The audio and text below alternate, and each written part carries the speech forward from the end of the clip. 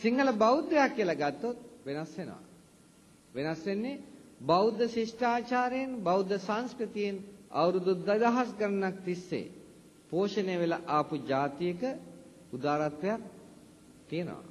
ඒ නිසායි සිංහලයා ශ්‍රේෂ්ඨ ජාතියක් වන්නේ. මින් ඉදිරියට සිංහලයෝ එහෙම ජාතියක් නෙමෙයි. ඒ උදාරත්වය ඇති කරන්නටයි අපි මේ උත්සාහ ගන්නෙ. එදා තීච්චේ. නැත්තම් සිංහල ජාතිය අර කිව්වා වගේ තව අවුරුදු 50ක් යනකොට මේ රටෙන් තුරන් වෙලා යනවා. අලුදූලි ගසලා ආවේ නැත්තම් තව අවුරුදු 50යි ඕගොල්ලන්ගේ විතරක් නෙමෙයි මුළු සිංහල ජාතියේම ආයුෂ.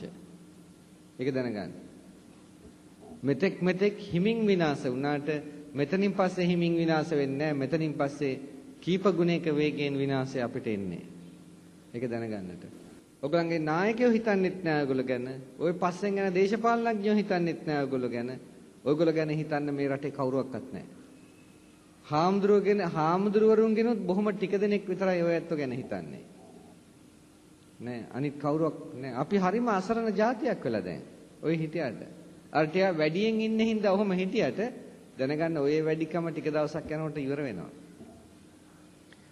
අවුරුදු 40ක් යනකොට සිංහල මුස්ලිම් දෙක එක සමානයි ලංකාවේ. දැනගන්න.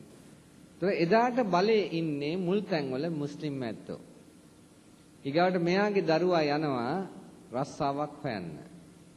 සිංහලයෝ දුර්වලයි. කියනවා නම වෙනස් කළා ආගම වෙනස් කරොත් දෙන්නම් කියලා. අද ඒක වෙලා තියෙනවා. මේ දැනුත් ඒක වීගෙන යනවා. හොඳ.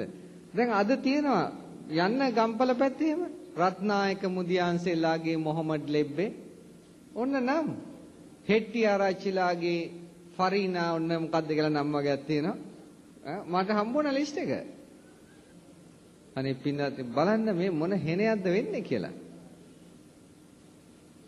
මේ ටික කියලාත් ඔය ඇත්තන්ගේ ඇස් ඇරෙන්නේ නැත්තම් ඉතින් බන කියලා ඇති වැඩක් වෙන්නේ නැහැ මම බන කියන්නේ නිවන් දකින්න නෙමෙයි ඔයගොල්ලෝ හැමදෙනාම බලාපොරොත්තු වෙන්නේ මෙතන සපවත් ජීවිතයක් ගත කරන්න. නැද්ද?